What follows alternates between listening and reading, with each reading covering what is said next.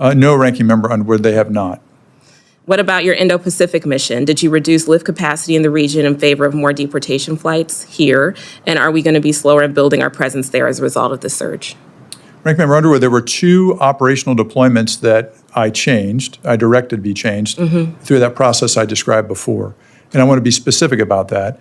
And so, Admiral, I have just one question for you here. Have you received any outreach, requests, or any other communication from anyone above you at DHS or any political appointee in the Trump administration regarding a new plane for the Secretary? In the quiet hum of a Capitol hearing, the gentle lady from Illinois takes the floor. Her words, sharp as sea wind, cut through formality. She praises the Coast Guard, guardians of the deep, but questions the tide that's pulling their ships south. From Arctic ice to Indo-Pacific waves, steel hulls once faced global storms now chase ghosts across the southern border skies.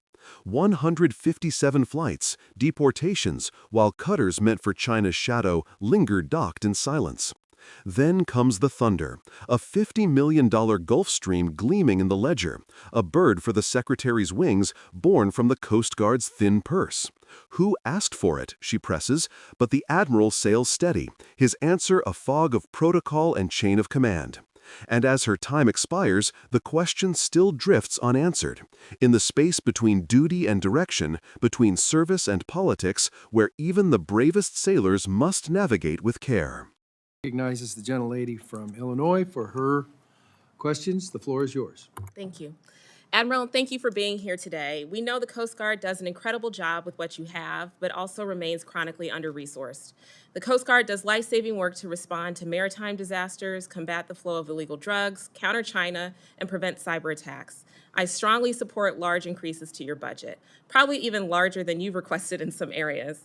But I'm concerned that this administration's political goals are shifting those limited resources away from strategic theaters where bad actors are aggressively testing American resolve. In your written testimony, you stated that the Coast Guard is, quote, surging operational forces to the U.S.-Mexico border and the Gulf of Mexico. So my question for you is, where specifically are those forces and resources to support them coming from? What theaters and missions were they assigned to before this surge? How many deportation flights has the Coast Guard flown, and why is that the best use of the aviation assets? Ranking Member Underwood, thanks for your questions and your support. First, to answer your question about the alien expulsion operation flights, to date, since 20 January, the Coast Guard has flown 157 of those flights in support of other Department of Homeland Security components for southern border security operations.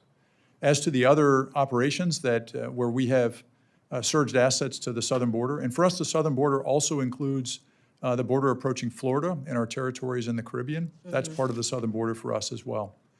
And so we took planned operations from some other areas and in consultation, principally supporting combatant commanders. I consulted with those combatant commanders in the Department of Defense and briefed the Secretary on my plans to temporarily change some of those planned deployments.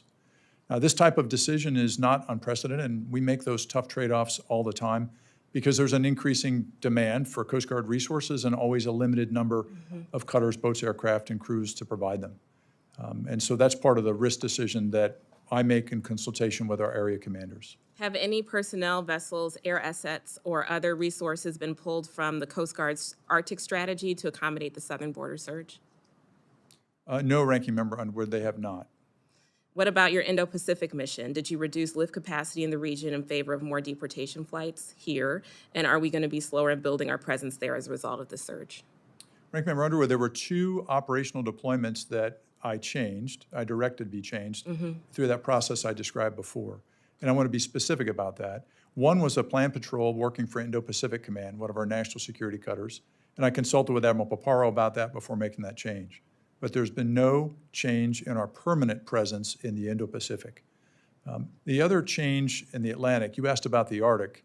We had the cutter Calhoun, another national security cutter that was scheduled to support a port visit for a senior leader meeting of the Arctic Coast Guard Forum in Iceland, and we canceled that planned meeting. It wasn't an operational meeting, and so that was related to the Arctic, but I wanted to be specific and clear in my answer.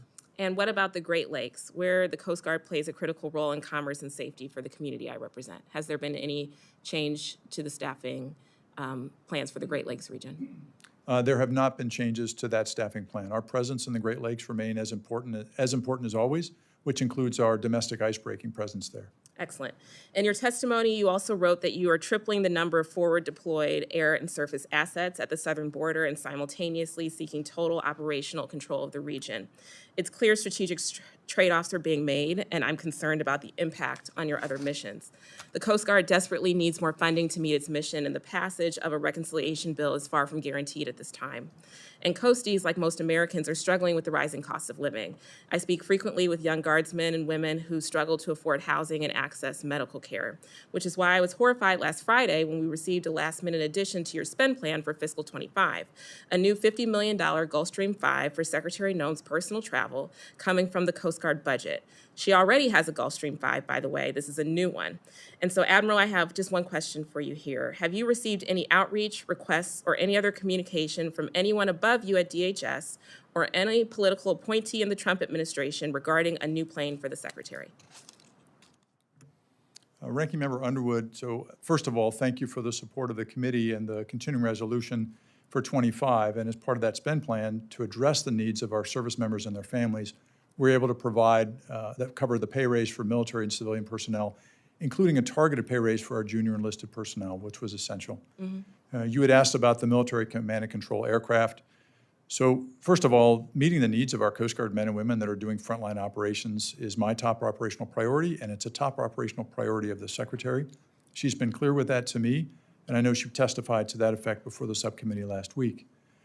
The Coast Guard, like the other military services, operates 2 military long-range command and control aircraft. This is part of our military operational fleet of aircraft. These are C-37 variants. The older one is a C-37 Alpha variant. And like a lot of the rest of our operational aviation fleet and our cutters and our boats and our shore facilities, it's old and it's approaching obsolescence and the end of its service life. The avionics are increasingly obsolete. The communications are increasingly unreliable, and it's in need of recapitalization like much of the rest of the fleet. But this aircraft is necessary to provide the Secretary, the Deputy Secretary, me as the acting commandant, the acting vice, and our 2 area commanders with secure, reliable, on-demand communications and movement to go forward, visit our operating forces conducting the missions, and then come back here to Washington to make sure we can work together to get them what they need. Mr. Chairman, my time's expired. I just want to note that I didn't hear the Admiral answer the question about whether he was directed to purchase this new Gulfstream 5, and I just want to note that as I conclude my time. Thank you. I yield back. The chair recognizes Mr. Rutherford for 5 minutes for his questions. Thank you, Mr. Chairman, Ranking Member.